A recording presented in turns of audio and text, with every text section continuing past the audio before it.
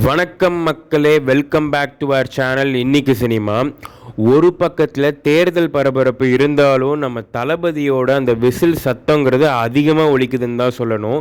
அப்படி இருக்கும்போது அவர் இன்னைக்கு பாண்டிச்சேரிக்கு ஒரு பிரச்சார விஷயமா போயிருந்த போது அங்கே நடந்த ஒரு நெகிழ்ச்சிகரமான சம்பவமும் அவர் பேசுகிற ஒரு அதிரடியான ஒரு அரசியலும் தான் நம்ம இந்த வீடியோவில் பார்க்க போகிறோம். அதை நம்ம வீடியோக்குள்ளே போகிறதுக்கு முன்னாடி நம்மளோட சேனல் பிடிச்சிருந்தா சப்ஸ்கிரைப் பண்ணி வச்சுக்கோங்க. நம்ம வீடியோ பிடிச்சிருந்தா லைக் அண்ட் ஷேர் பண்ணுங்கள். வீடியோ ஸ்கிப் பண்ணாமல் ஃபுல்லாக பாருங்கள். வாங்க வீடியோக்குள்ளே போகலாம்.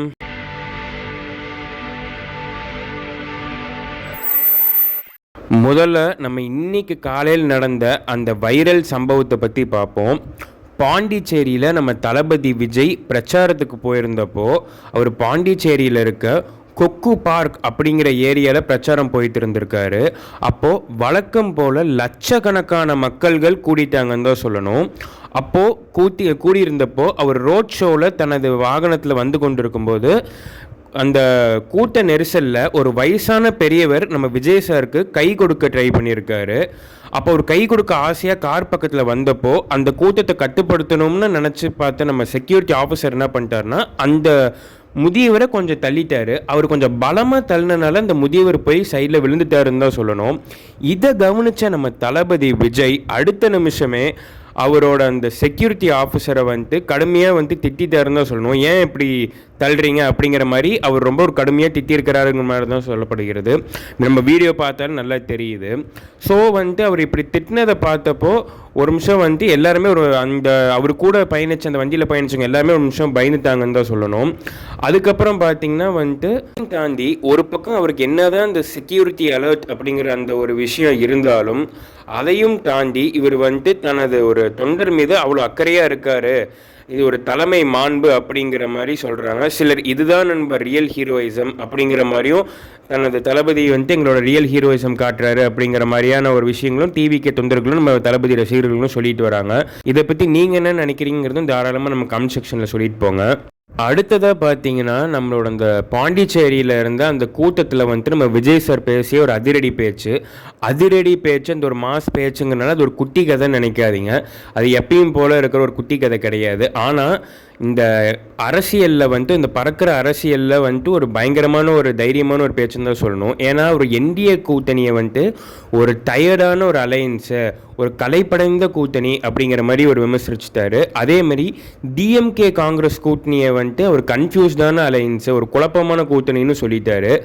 அப்படின்னு இவர் சொன்னதில் அது ரொம்ப ஒரு ஓப்பன் ஸ்டேட்மெண்ட்டாகவும் வேறு பேசியிருக்காருன்னு தான் சொல்லணும். அவர் கேட்ட ஒரு கேள்வி ரொம்ப நியாயமான கேள்வின்னு சொல்லப்படுது பலரும் நல்ல சோஷியல் மீடியாவில். அது என்னன்னு பார்த்தீங்கன்னா, மாநில அந்தஸ்து தரோன்னு சொல்லி இன்னும் எத்தனை வருஷம் எங்களை ஏமாற்ற போகிறீங்க, ஏன் இன்னும் தரல? 21 தேர்தலில் 84% ஓட்டு போட்ட பாண்டிச்சேரி மக்களுக்கு இந்த 2 கூட்டணிகளும் ஏமாற்றத்தை தான் தந்திருக்காங்க அப்படிங்கிறத ரொம்ப புள்ளி விவரத்தோட ரொம்ப ஓப்பனான ஒரு ஸ்டேட்மெண்ட்டாக அவர் சொல்லிட்டாருன்னு தான் சொல்லணும். இதை தாண்டி அவர் சொன்ன இன்னொரு விஷயம் என்னன்னு பார்த்தீங்கன்னா, டிவிகே ஆட்சிக்கு வந்தால் 6 மாதத்தில் உள்ளாட்சி தேர்தல் நடத்துவோம், முழு மாநில அந்தஸ்தை வாங்குவோம் அப்படிங்கிற மாதிரி அந்த வாக்குறுதி அவர் கொடுத்துருக்காரு. அந்த வாக்குறுதியானது இப்போ பாண்டிச்சேரியில் ரொம்ப ஒரு பெரிய பேச்சு பொருளாக இருக்குது, ஒரு விவாதத்துக்குள்ளே இருக்குது அப்படின்னு தான் சொல்லணும். இதை பற்றி நீங்கள் என்ன நினைக்கிறீங்க? பாண்டிச்சேரிக்கு தனி மாநில அந்தஸ்து தேவையா? அது இருந்தால் நல்லா இருக்குமா? இல்லை இவர் பேசுகிற இந்த பேச்சு, இவர் கொடுத்துருக்க அந்த வாக்குறுதி பற்றி நீங்கள் என்ன நினைக்கிறீங்க? தாராளமாக நம்ம கமெண்ட் செக்ஷனில் சொல்லிட்டு போங்க. இதை எல்லாத்தையும் கடந்து இன்னும் சில ஒரு முக்கியமான விஷயம் என்னன்னு பார்த்தீங்கன்னா, நம்ம விஜய் சாருக்கு தேர்தல் கமிஷனும் லோக்கல் போலீஸும் விதிச்சிருக்க அந்த ஒரு கட்டுப்பாடு தாங்க. ஆமாங்க, அது என்னன்னு பார்த்தீங்கன்னா, நம்ம தளபதியோட கார் பாண்டிச்சேரிக்குள்ளே வந்ததுலேருந்து, அதாவது பாண்டிச்சேரி பார்டரில் விஜய் சார் உள்ளே வரும்போதுலேருந்து பல தட்டுப்பாடுகள், ஏர்போர்ட்லேருந்து அவர் ரோட் ஷோ நடத்துகிற வரைக்கும் எல்லாமே பர்மிஷன் இல்லாமல் பல தட்டுப்பாடுகள் அவர் விதிச்சது தான் வராங்க. இது ஏற்கனவே அவருக்கு இதே மாதிரி தான் அவர் முன்னே திருச்சி கிழக்கில் தனது வேட்புமனு தாக்கல் செயல் போயிருந்த போதும் இதே மாதிரி தான் நடந்துச்சு. அதை பற்றி நம்ம டீட்டெயில் தான் நம்ம பழைய வீடியோவில் ஏற்கனவே பேசியிருப்போம். பார்க்காதவங்க கீழே லிங்க் இருக்குது, கிளிக் பண்ணி செக் பண்ணி பாருங்கள். அந்த வீடியோவில் ஏற்கனவே சொல்லியிருந்த மாதிரியே அவர் இந்த இடத்துலையும் பர்மிஷன் இல்லைன்னா பரவாயில்ல, எங்களுக்கான ஒரு இது இல்லைன்னா பரவாயில்ல, மக்கள் பர்மிஷன் கொடுத்தா போதும் அப்படிங்கிற மாதிரி இங்கேயும் ஒரு அன்அஃபீஷியலாக ஒரு ரோட் ஷோ நடத்திட்டாருன்னு தான் சொல்லணும்.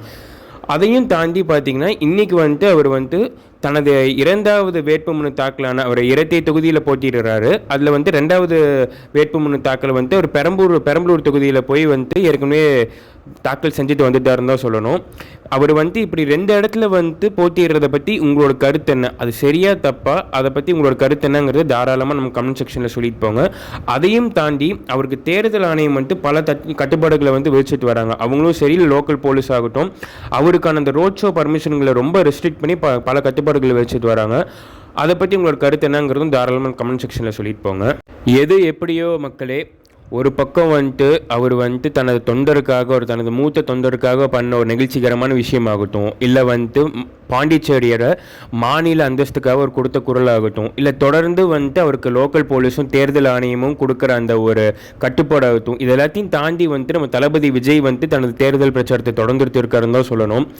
இது இதை நீங்கள் எப்படி பார்க்குறீங்க? இவர் பண்ணுற இந்த அதிர்ச்சி விஷயமாகட்டும், இல்லை நெகிழ்ச்சிகரமான விஷயமாகட்டும், இதெல்லாம் உங்களுக்கு எப்படி தோணுது? இதை பற்றி உங்களோட கருத்து என்னங்கிறது தாராளமாக கமெண்ட் செக்ஷனில் சொல்லிட்டு போங்க. இல்லை அவருக்கு விதிக்கப்படுற பல கட்டுப்பாடுகளை தாண்டி அவர் எப்படி ஒரு பிரச்சாரம் செய்கிற அந்த விதம் உங்களுக்கு பிடிச்சிருக்கா, இல்லை அது ஏன் இப்படி பண்ணுறாங்கிறத பற்றி உங்களுக்கு எந்த கருத்து இருந்தாலும் தாராளமாக நம்ம கமெண்ட் செக்ஷனில் சொல்லிட்டு போங்க. அவ்வளோதான் மக்களே, நம்ம வீடியோட இறுதிக்கு வந்துட்டோம். ஸோ வீடியோ ஃபுல்லாக பார்த்துருப்பீங்கன்னு நம்புகிறேன். உங்களுக்கு இந்த வீடியோவில் எந்த கருத்து இருந்தாலும், என்னோட கருத்து மேலே உங்களுக்கு எதிர்கருத்து இருந்தாலும் தாராளமாக கமெண்ட் செக்ஷனில் சொல்லிட்டு போங்க. நம்ம தொடர்ந்து பேசுவோம். நன்றி மக்களே.